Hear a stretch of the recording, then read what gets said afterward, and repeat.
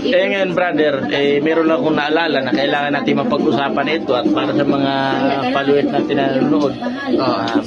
Solid na sumusuporta. Solid sumusuporta. Yung mga presidente natin ngayon ay gusto na mag-project na gagawa ng tulay na dadaan sa ilalim ng tubig na hindi pa nagawa sa ibang nagdaan. Ano suggestion mo brother kung halimbawa gagawa, idadaan sa ilalim ng tubig. Ng tubig siya. O kaya natin Parang sa tingin ko yun, yung kailangan talaga nun, marunong ka talaga yatang lumangoy.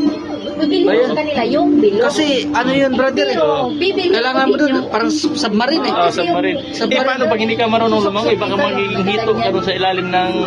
Yun yung pinakang ano, kailangan talaga dun. Pag lumalangoy ka talaga. Kailangan unahin mo natin yung mga kanal. Mga kanal. Para malinis lahat. Kanal muna. Umulan, hindi tumataas yung tubig. Ngayon, nakapagtataka lang, hindi gagawa. Dadating lang yung tubig. Bakit sa bandang huli, magiging hito tayo niyan. Yun nga, brother. Tutubuan tayo ng mga ano dito. Kasi, alam mo, sa pag-sisid pa lang doon sa mailalim, yan yung, di ba, pati, magkano lang yung utong, yung ano, hinga natin, di ba? Kasi pagka, sisid ka ng gano'n, kailangan mo agad. Kung sabi na, magkano yung utong mo? Utong. Mababa lang yung utong mo. Pag utong mo na pa gano'n, ano talaga? Doon ka talaga. Lubo talaga.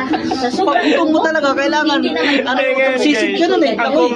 Comment lang namin doon sa project ng ating presidente. Dapat pag-aralan niya muna. Yung suggestion lang namin yun. Kasi mahirap kasi yung gawa tayo ng gawa. Nauna yung dadata sa ilalim ng sa ilalim ng tubig. Baka marami pong ma-aksidente. Kailangan ayusin mo na yung mga kanal, mga sapa. Yun lang po ang comment namin.